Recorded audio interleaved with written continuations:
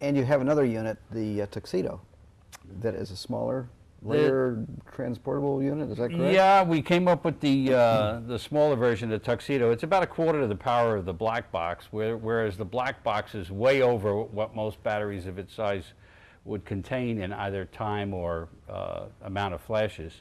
The Tuxedo was brought out so that people could carry a simple one in their back pocket for those fast 150, 200 shot jobs where they didn't want to carry the black box. So we made it slim enough that we have a young model that took some of our pictures, and actually our young model is about 12 years old. And if you can put one of these in the back pocket of a 12-year-old wearing dungarees, it's got to be a pretty slim unit, because those kids, I think, paste them on. They paste them on and paint them on, and that fit right in the back pocket. And we have a picture on the website that shows how it's done. But it has, the other thing about the Tuxedo or the single DIN black box or the dual DIN black box is that all three of them all come with our larger DIN plug. We've gotten away from using the small RCA jacks. I don't like television jacks being used for carrying power. I don't like the fact that the grounding is done on the outside, whereas on our jacks,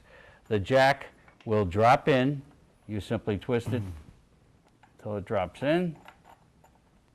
You'll feel where it goes in, and then you spin the little thing, you lock it down, it's going nowhere.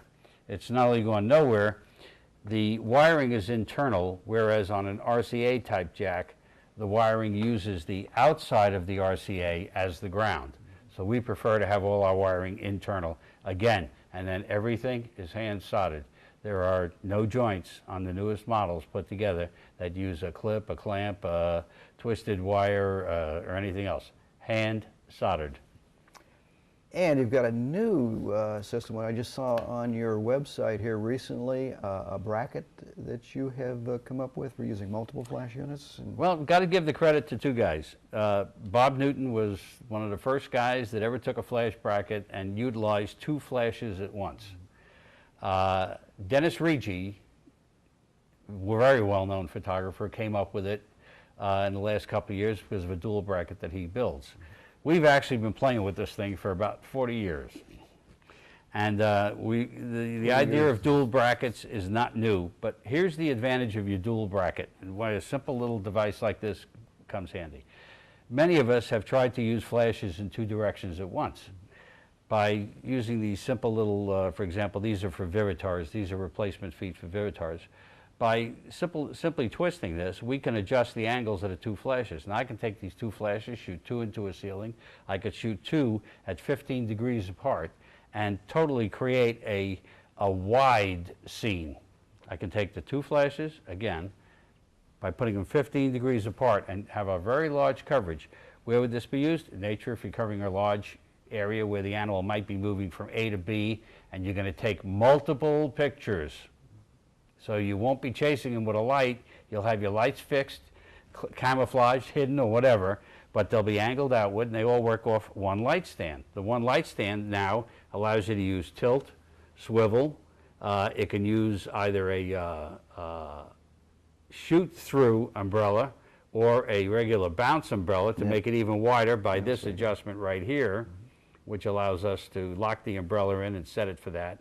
And of course, the whole assembly can come apart, and we are recommending a specific attachment made by one of the photo companies. It's on the website, and we recommend this particular bracket for holding it. But when our unit is put together with this and it locks in, you have room here for two pocket wizards. You can run one flash here dead on, another flash for possibly a fill if I don't know if the clouds are low enough to give you that kind of a fill, but you have enough between the wiring and the other attachments here to really set it up any way you want to set it. This bracket is made out of steel. We've built them out of aluminum, plastic.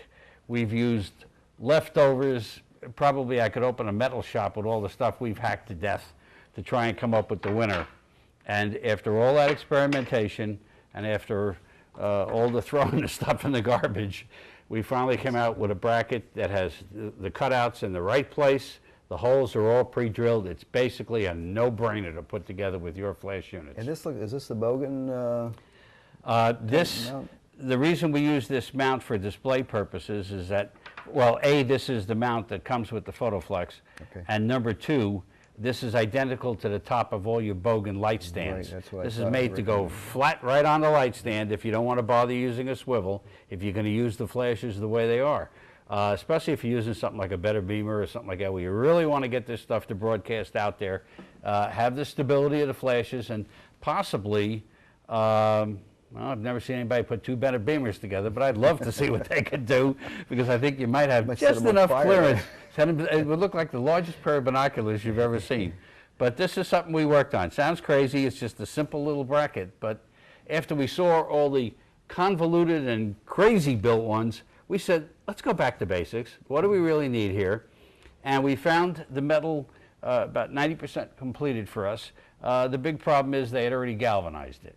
And when you got galvanization, you can't paint on it or anything. So we took it, and it is actually finished at at an armory that completes and finishes guns. This is a very, very tough finish called Duracoat. It's like a powdered finish.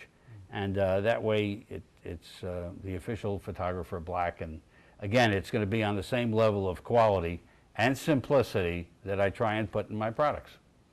And your website is aljacobs.com. Jacobs.com. That's correct. And the black boxes are currently running $159 Plus shipping. plus shipping, $115 for the, 115 is the Tuxedo. special on the tuxedos, correct? and the pricing on the bracket.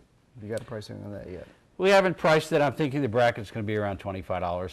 Oh, that's not bad It's at all. It's a giveaway. yeah, well, in a sense, yes, because if you sat down and tried to machine these things, now brackets like this similarly can be found. You know, you can take a piece of steel at Home Depot and hacksaw it and sit there and start grinding it, but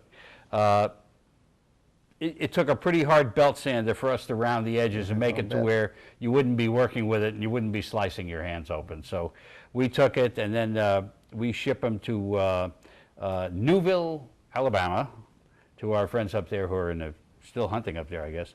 And up in Newville, they do our finished work for us, and they come back with the photographic proper black coating on there.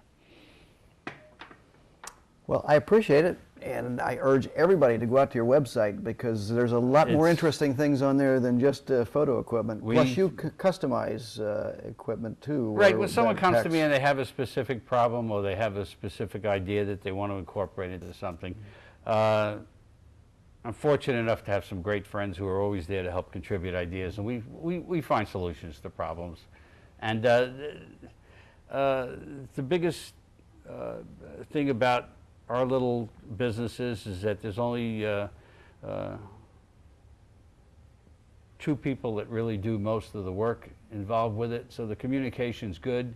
And my phone number's on the website. If you'll call me, I will answer the phone. And we definitely say made in America. And well, the subcomponents may come from all over the world, but we're very picky on what we pick. We have, I'll be right up front.